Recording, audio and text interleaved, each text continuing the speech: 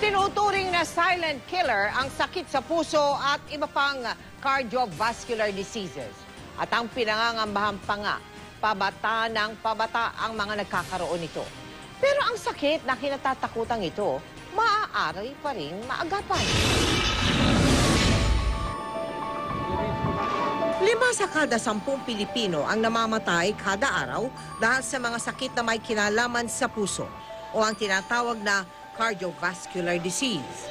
Kaya sa listahan ng mga pangunahing sanhi ng pagkamatay sa bansa, numero 1 pa rin ito. May sapat nga ba tayong kaalaman tungkol dito? Sa sobrang sama ng loob po, doon nakukuha yung sakit sa puso po. Wala nang pinipili ngayon sakit na ganyan eh. Sa ngayon dahil sa mga kinakain natin yun. Hindi ko alam yun kung saan ko na yun nakukuha eh.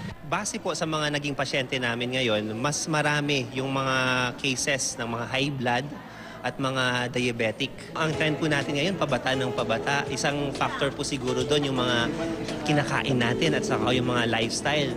1 oras sa pag-ehersisyo kada araw para sa mga bata at 2 oras at 30 minuto kada linggo para naman sa mga matanda ang kailangan para mabawasan ang posibilidad ng pagkakaroon ng sakit sa puso. Malaking tulong din ang pagsasailalim sa electrocardiogram test o ECG para masubaybayan ang lagay ng ating puso.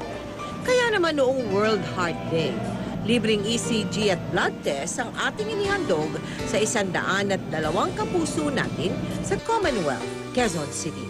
Gayon din sa 186 nating mga kapuso sa Cebu City.